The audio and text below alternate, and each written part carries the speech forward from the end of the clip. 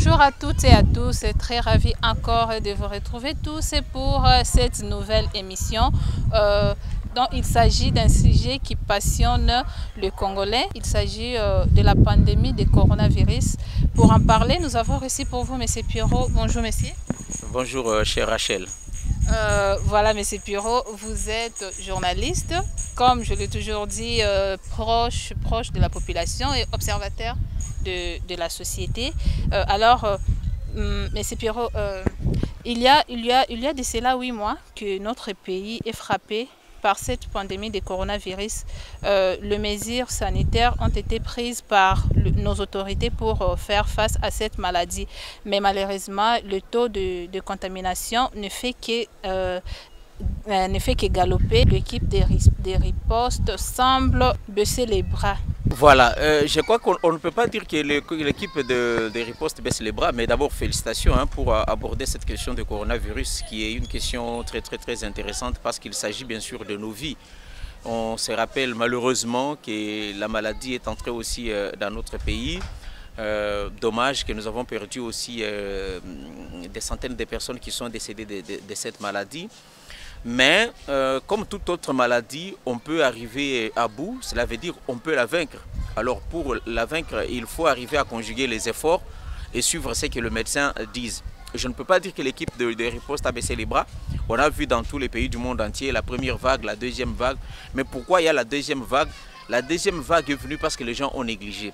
Et cela veut dire que les gens ont négligé de respecter les mesures barrières, la distanciation sociale, laver les mains, prélever la température, porter le masque en public. Les gens ont négligé ces mesures et c'est comme ça que nous avons aujourd'hui un taux élevé encore de contamination dans la ville de Kinshasa. Mais tous les efforts qui sont faits par l'équipe des ripostes, je crois que si les gens s'impliquent, on peut arriver à facilement combattre cette maladie.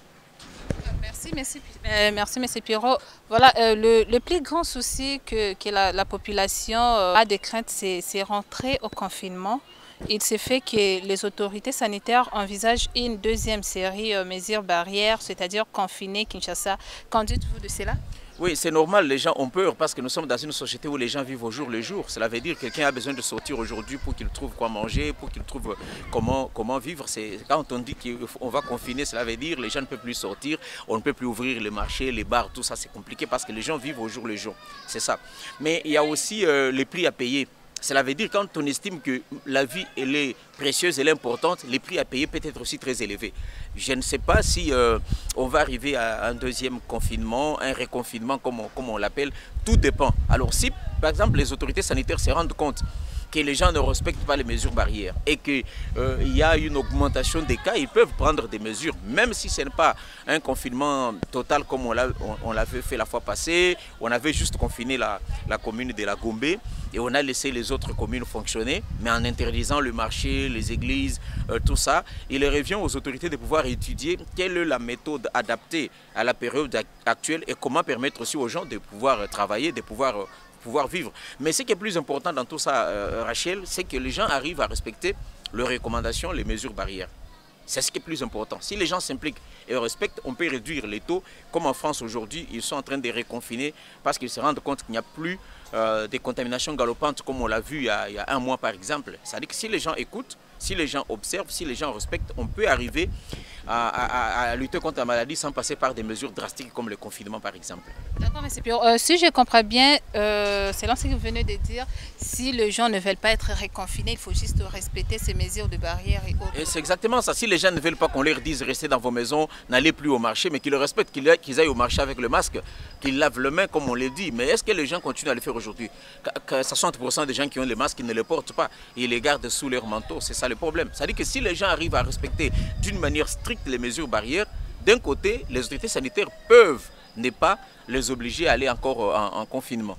M. Pierrot, considérant l'impact économique sur la vie sociale des Congolais, serait-il important de revenir sur les mêmes mesures qui ont favorisé la paralysie des activités ou encouragé les mesures de port de masques obligatoires selon les recommandations de la police? Mais tout dépend. Si les gens estiment qu'ils vivent au jour le jour, ils ont besoin de leur activité économique, ils n'ont qu'à respecter les mesures barrières. Si vous ne respectez pas les mesures barrières et que maintenant les cas augmentent, qu'est-ce que les autorités sanitaires font? Ils vont prendre les mesures qui obligent que la maladie soit arrêtée.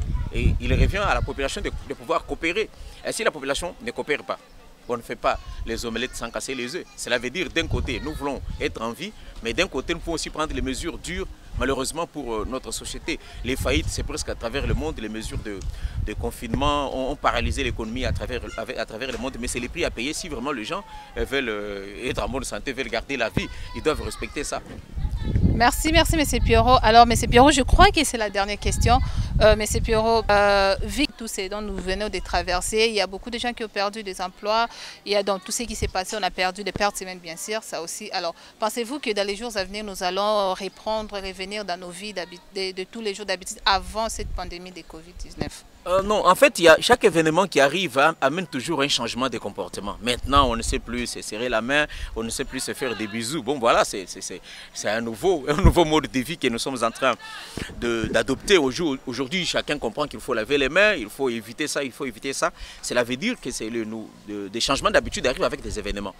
Mais on peut remonter l'économie, mais attention aussi, les événements comme coronavirus peuvent aussi pousser les gens qui ont la capacité de réfléchir, de pouvoir trouver d'autres solutions.